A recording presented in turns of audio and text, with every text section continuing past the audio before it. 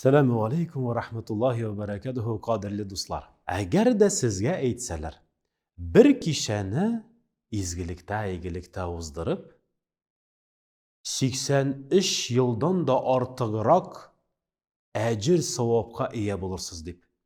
Ul kishini iyilikda o'zdirir edingizmi? Men o'ylayim albatta deb javob qaytardingiz. Shundan da Alloh Taala shunday muborak kisha bizga jibara. Ol bütün kişilerinin, bütün tünlerinin patşası deyip aytar edim. Allah Teala ol kişini ayırıp koydu. Hem şu kişide Allah Teala rahmetin, nurun, bereketin, hem şatlık siyinişler, ecir savaplar bilen mul kılıp her biri bizge bulak ettirip birdi. Ama de lekin tügel qaysı kişide, qaysı künni ikenligin biri bizde Allah Teala'dan başka ayta almayız. Amma da lekin şunlarga qaramasdan ol kişinin galametleri var. Galamet. Nerse sonuna galamet. Aytik siz oturasız bölmede hem kimdir aş bölmesinde rizq azirliği başladı. Siz hali çıkmadınız, qaramadınız, görmediniz. Amma da lekin aş bölmesinden isler sizge varıp jitip siz galametlerge dayanıp ayta alasız. Kimdir temni rizq azirli hem rizq elbette temni ekenliginde deyip ayta alasız. Çünkü isleri de bek hoş kilay. Mine şulay yok. Şu kişinin, qadir kişisinin ayrım galametleri var. Birinciden ol kişi ayaz bulur.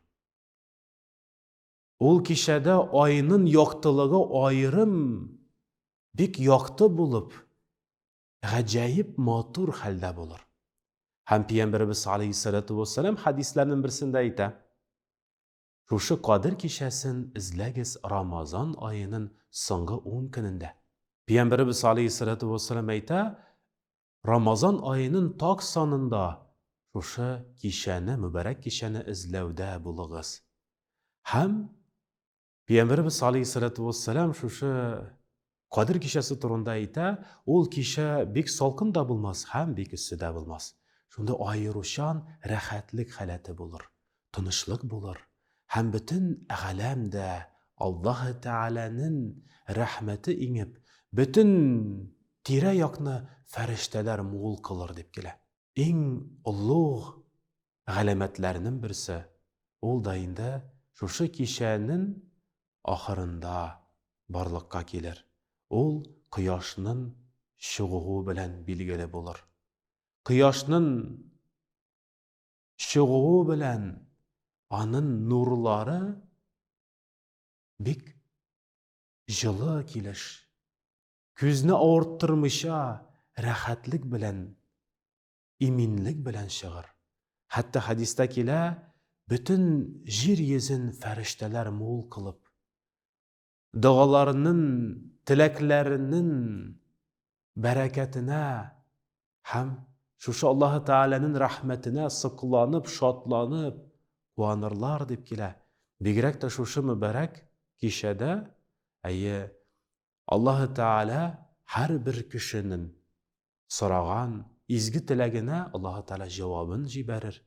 Hem 83 yıl hem 4 ayının bereketine iyi bulurga nasip eyler alabilse. Hürmetli cemaat, o kişi başlana akşam namazındansın. Yani kıyaş baygandansın. Hem kıyaş çıgığı ahadli. Şu kişinin bereketi, nuru hem sansız savabı jir yüzünde bulur.